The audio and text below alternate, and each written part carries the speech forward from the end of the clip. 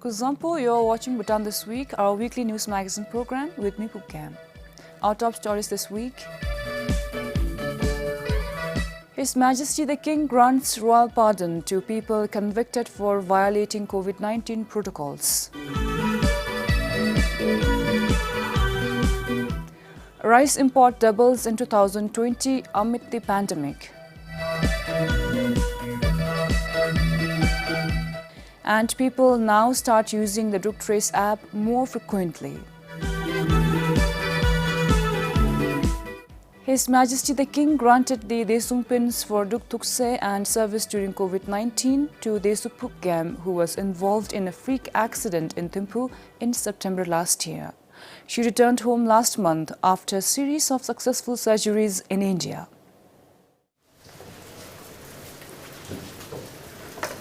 It was an emotional moment as His Majesty the King personally granted Desung Phukgam her Desung pins at the Desung clubhouse today. Granting the pins, His Majesty the King told her that she has been exceptionally brave and resilient and expressed the confidence that she will make a full recovery. 25-year-old Desu Phukgam, along with her friend, was hit by a Tata Hilux pickup truck when they were crossing the road in Babisa last year.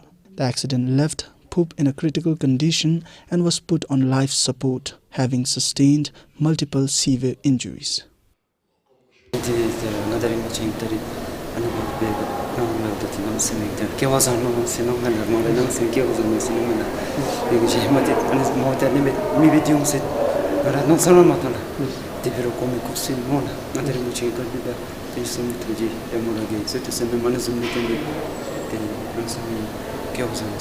the initial process, we thought she couldn't make it, but she's been very strong, and His Majesty himself has been personally monitoring. So that's why she is now, she's getting better and recovering. His Majesty the King also met with Desup Dechen Tsomo, who had successfully recovered from the injuries she sustained during the accident. Exploring every possibility to help the two Desups, they were referred to a hospital in Delhi under the command of His Majesty the King. This accident took in Jum the Lumula, Nadarimbuchi, the Tulera, Dari took in Jum Nabalera in India, Delhi Lutai Sishunila, the sorry, Nadarimbuchilu took his Hakinamismiki Sishunila. Chiru Chachi Chuilanga Chiru Mekana Ziba Chuila. The Retoba was a Dindishing a Chinamduna Nalimatani Seka Akahi, the Letobaya Jaka Topchi Shunila. Ben Dizumi Yingolo, say Chimaya Droluk de Kichu, say Menam Shuni, say Shunila. For now, Phukgam is receiving physiotherapy treatment to regain full control of her motor abilities. Meanwhile, Dechen Tsomo has restarted her Desup duties. This is Basun Doji for BBS News. His Majesty the King granted royal pardon to people convicted for violating COVID-19 protocols. His Majesty issued a royal decree to the Supreme Court Chief Justice on 21st February. Those who have served more than 6 years, more than 6 months or 6 months, we are granted pardon as per His Majesty's command today, royal command. And 110 of them will be released today only, and they out again 24 of them were serving the sentence related to COVID-19 protocol related offences, and they will be also releasing as and when they have after serving 6 months. And also 49 individuals have not only violated the protocol of COVID-19 but also have committed other offences. And regarding the COVID-19 protocol offences, after serving 6 months, they will be pardoned, and they have to they have to serve the sentences of the other offences. As a tribute to the Wangchuk dynasty and promote regional tourism, a museum, Wangchuk Heritage Center, is under construction in Lindsay.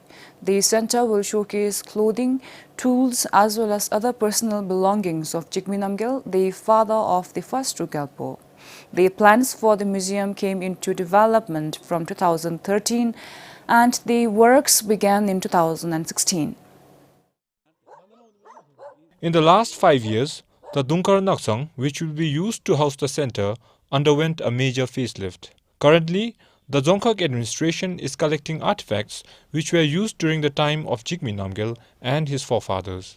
Several artifacts have already been collected so far from 5 gyeoks in Hlinsi. From 2016 and 17 we have really taken off the work, and to start with we did a lot of renovation in the Naksang. The roof, the ceilings were there were a lot of leakages, and then we had renovated the ceiling, and then walls, we have painted walls, and we have done a lot of patchworks. And then we have electrified the whole building, electrification, and also we have procured the box cases to display the items. The establishment of the Heritage Center is expected to boost local economy through regional tourism. Is the only kind of museum that we will be having, in fact in whole Bhutan. It was dedicated for Hongshou dynasty, and when they come and visit they have to spend the night, and they have to travel. So this will also give a lot of employment opportunity for people, and also the farmers, they can sell their products, and also give other businesses like travel, transport, hospitality, hotels. So this will give a lot of economic boost to the region. Once a cultural heritage center has been fully set up, we will be able to make good income through the project. The government also informed us that the project is being initiated for the welfare of the people. Every year, many pilgrims come to visit Dunkar on pilgrimage. Moreover, this year, due to pandemic, thousands of people visited here on pilgrimage. Many people are still visiting here. With the recent lockdowns affecting the project, officials say they are unsure when they can get the center ready. They are yet to decide on an opening date for the museum. Well, basically, we internally we are trying our best to set it up, and that's why we have not announced also.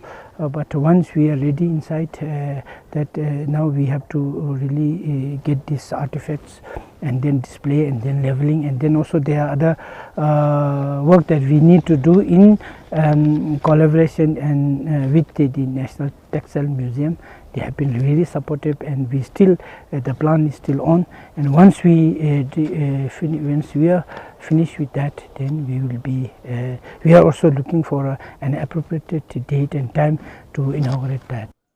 The House of Dunkar, one of the noble lineages from Kurte, was home to Trongsa Pyonlop Jigme Namgyal, the father of the Wangchuk dynasty. Dunkar under Kurte Gyok is around 2 hours journey by car from Hlinsi town. For Sonam Sri in Hlinsi, Yishe Gelson, BBS News. The Tompes of Gelifu, Phuntsling and Thimphu completed their 5-year term on Friday.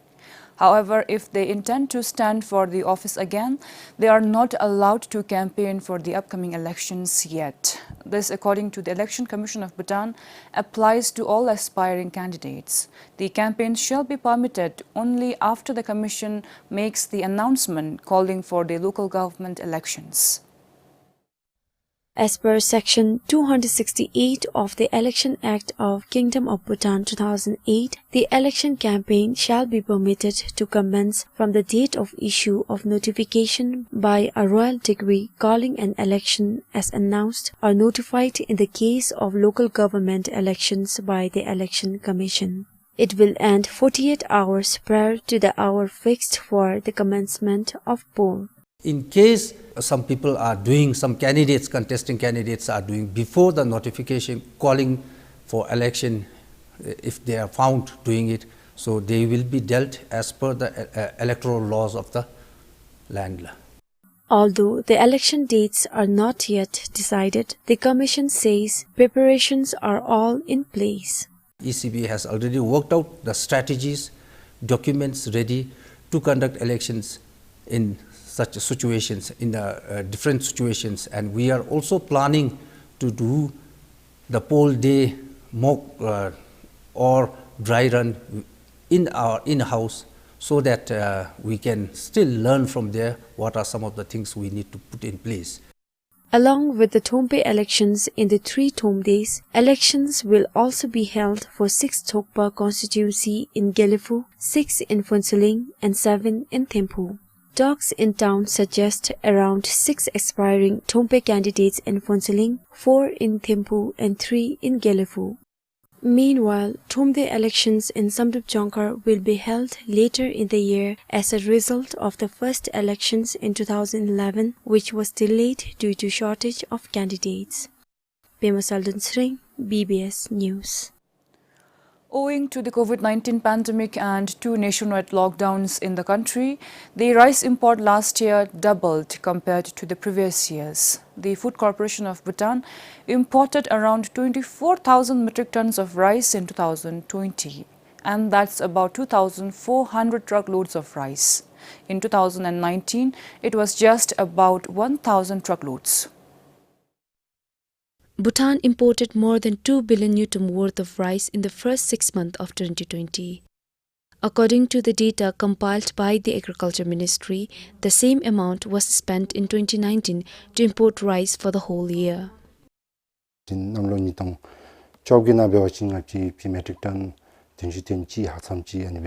2018, we imported more than 71,000 metric tons of rice, and in 2019, we imported more than 84,000 metric tons of rice. We don't have the exact figures for last year, but till June, we imported around 60,000 metric tons. For the second half, we imported a lot due to COVID-19 and lockdowns.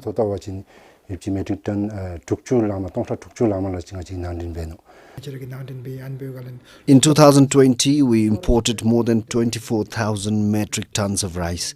It has doubled. Likewise, we had to increase the import of oil and lentils. We have distributed around 17,000 metric tons of rice so far after the pandemic started. However, not all imported rice was consumed by people. Some were for wine production and some to feed cattle and livestock. Officials said people stocking up the rice in their homes also caused the increase in import. Despite the government's effort to boost rice production, Bhutan's rice self-sufficiency at the moment is 46%. Only 73% of the total arable wetland is being used for paddy cultivation. We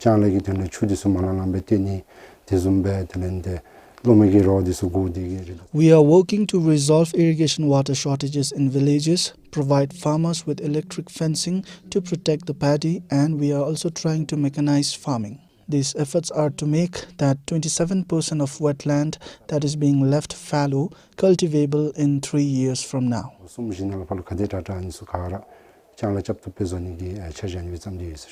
The Agriculture Ministry plans to increase the rice self-sufficiency to 65% by the end of 12th Five-Year Plan. Sangi Shizong for BBS News. Bhutan marks its 50th anniversary of membership to the United Nations this year. Bhutan was formally admitted as the 128th member state of the UN in September 1971. Commemorating the Golden Jubilee, the Prime Minister Dr. Lote Sring paid tribute to Their Majesties the King for the visibility and goodwill that Bhutan earned as a responsible and credible member of the international community. The partnership between the UN and Bhutan has grown over the decades, with collaborations expanding into a diverse range of fields, contributing to Bhutan's development goals. The roles and responsibilities of the UN is also becoming equally more challenging. I would like to let you all know my personal realization that the impacts of climate change and impacts of the global pandemic has taught us a lesson. A lesson that is very undoubted, that we are all interdependent on each other. No nation, no individual can progress without the support of the other one. So on this front, I urge all the leaders that it is only correct and is morally correct to be offering unconditional support to the platform created by the UN. the UN resident coordinator reaffirmed their commitment to work together for a self-reliant, innovating and sustainable Bhutan. In 1973, the UN supported a country with human development and provided special skills training to civil servants. This was one of the first programs rolled out by the UN in Bhutan. As we mark the 50 years of partnership, the UN continues to be committed to developing the capacity not only of its civil servants, but also of the CSOs.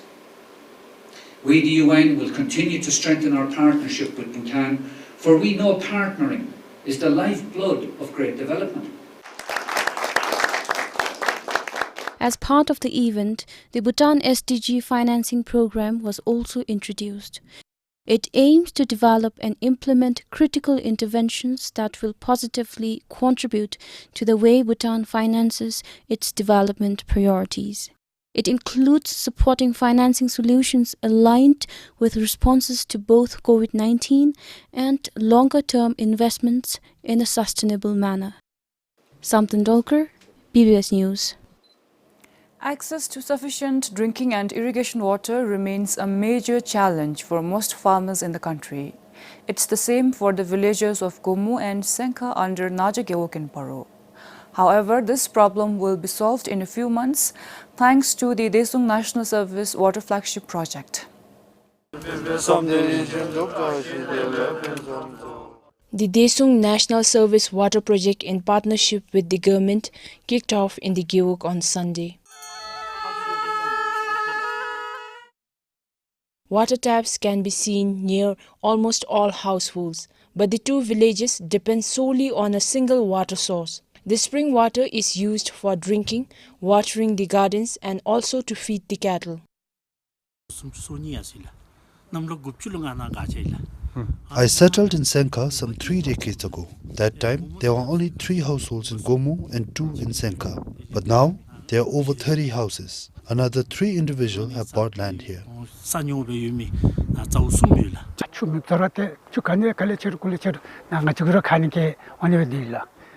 Whenever there is water shortage in Senka village, we are blamed for misusing the water. It is because our village is nearer to the water source. People often quarrel over it, but we are hoping there won't be any more problems once the project is completed. We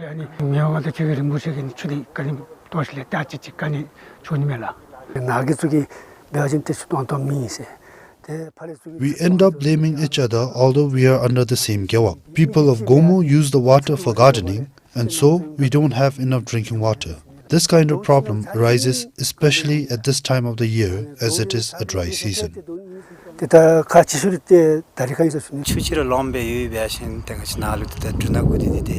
If we have enough water, we can grow any kind of crop and vegetable. We can even grow oranges and other vegetables that normally grow at low altitudes. For now, we are able to focus only on a few crops which require less water, and that also by depending on rainwater. The villages are located in a slopey area. While people living downhill have access to enough water, those living towards the top of the slope receive less water due to the limited water force. The Gewok administration is aware of the situation and has been working to address the issue.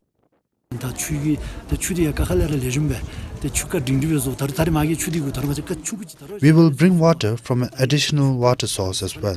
With this, I'm thinking that they will be able to use it for gardens as well.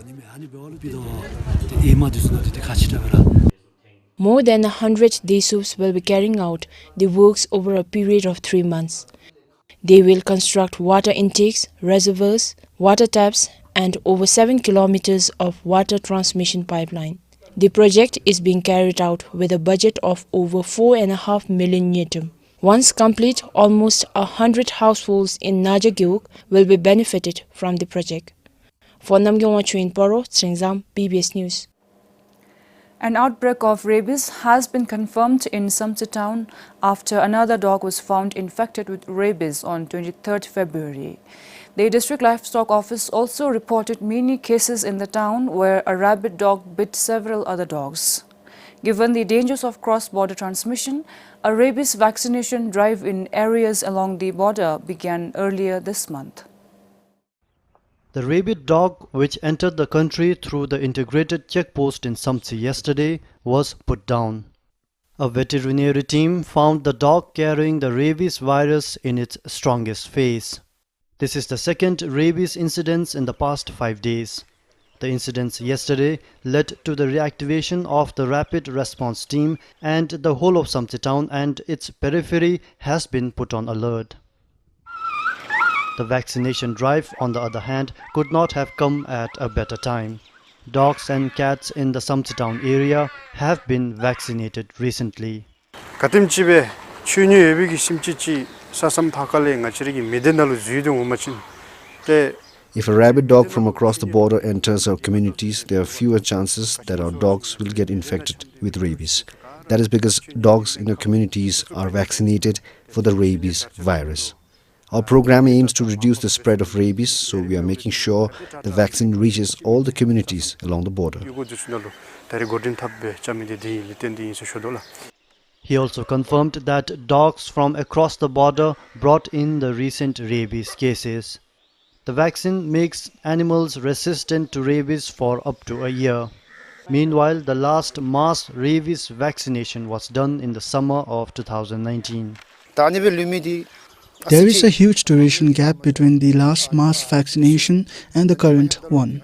First of all, we didn't have adequate funds. On the other hand, our veterinary doctor got transferred in 2019 and we have not got a replacement yet. That is why we could not hold such a mass vaccination program. Rabies, if not treated on time and when symptoms show, is a fatal disease. More than 4,000 dogs and cats have been vaccinated so far in Samtsi. Sharab Doji, BBS News, Samtsi. The practice of using the DrugTrace app is gradually seeping into the everyday lives of many Bhutanese. Records with the Health Ministry show that more people are scanning the app's QR codes while visiting public spaces or using public transports. The ministry developed the mobile app in April last year for contact tracing amid the COVID-19 situation. Today, on average, more than 70,000 people across the country use the app daily. The figure translates to around 10% of the country's total population. According to the Health Ministry, the trend is impressive. Earlier, despite the Health Ministry making it mandatory to use the app, many seem to not care about scanning when entering places such as shops, restaurants, and public transport. I use the DrugTrace app whenever required and even tell my family members to do so. And when the app does not work, I manually note my name and contact details in the register kept outside the places I'm visiting.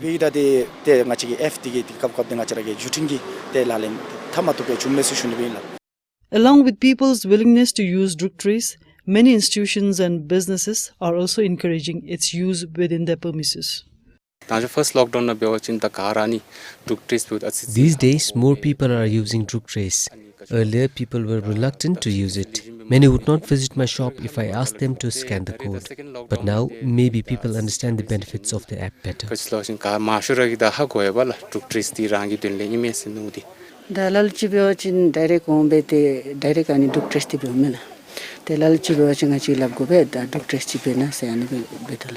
In the Bank of Bhutan, with the support from the JSS and our own BOB staff, the SOAPs, we are strictly monitoring and ensuring that those customers, everyone, all the customers visiting the bank, scan the DrugTrace app. So without scanning, we are not allowing anybody to enter inside our banking hall. Those people without the app and without the smartphones, we are maintaining a separate register and recording their details. The government has repeatedly mentioned using DrugTrace in almost every press briefing because of its efficiency. For instance, the app helped in easily tracing more than 150 contacts of the positive case from the community, which had led to the second nationwide lockdown.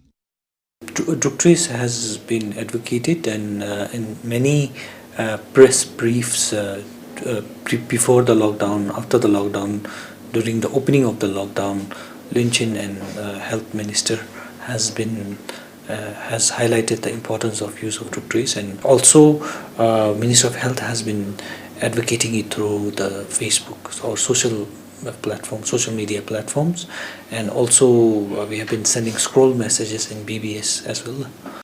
He adds to avoid unsuccessful scanning, people should continue to update the app as and when required. And in case a user faces a problem in using the app, the ministry's IT team is ready to help. Since its launch, the DrugTrace app recorded almost 2 million scans. Choni Dama for BBS News. That's all we have for you for this week. Thank you for watching.